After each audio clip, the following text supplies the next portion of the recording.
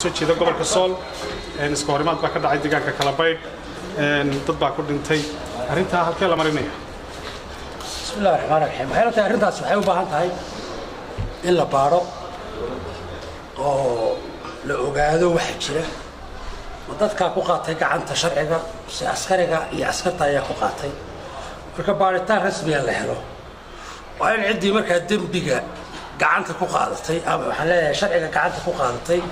ee falka samaysay waa in marka talaabo sharci laga qaada ana in la ogaado anigu de ma joogin mana ogi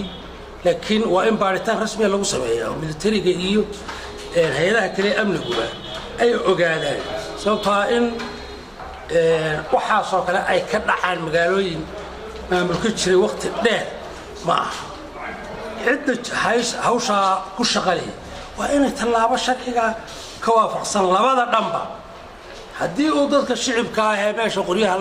ku haystay ay qaadeen talaabaan loo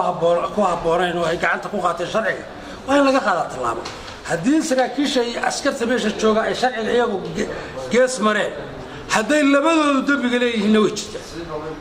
labadooduba ay ku sifoobaan inay labadooduba sharciga gacanta ku qaateen waa in labadooduba sharciga la keenaa ay cidii falka geystay wixii dhintayna allah u naxariistaan leeyahay iyadana wax lagaga xaalo iyo wax lagaga hadlaa ka jira inta marka waa lagu jiraa gacanta lagu hayaa gacanta sidaan ogahay gacanta lagu hayaa waa lagu jiraa waa la wadaa baaritaanka militariga waa socdaa ka kale hay'adaha amniguna wuu socdaa xilliga waxa jirta in Soomaaliland iyo qala khartay wada hadal ku jiraan oo meel wanaagsan marayo soo kale waxa jirta faragelina ay Puntland ku hayso sida koox dhawaan ku weerartay boohada alqaayb ay sheegatay in Puntland ay arintaas doonayso inay fashiliso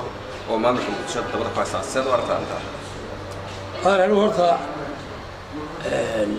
Puntland ma ogi weeraraysa wax xal khalif cid la heshiiyay ma ogi ilaahay hadda wuxuu sheeganayaa inuu xukuumad khaatumo la yiraahdo xukuumad khaatumo la yiraahdo inuu jiro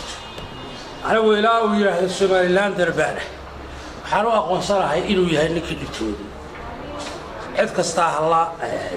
hala nagu sheed garayso ama hawo waxaan siyaasiyan markaan Somaliland ka hadlay waxa weeye ilaa uu yiraahdo daraad baan dhageysanayo wuxuu lahaa haddaan nahay xukuumadda khaatumo waxaanu aadaynaa booqol Somaliland state within state xukuumad ku hoos jirta in laga dhigo ma ilaa uu nin Somaliland daran noqdo oo waxa uu ka hadlayo uu qiro in dalkan constitution iyo sharci iyo xuduud jiraan waxa weeye anigu waxaan u aqoonsanahay wali nin aan Somaliland dhib ku ah dadka iyo deegaanka waqtiga uu arinta cadeeyo yaan ula macaamilaynaa sidii Somaliland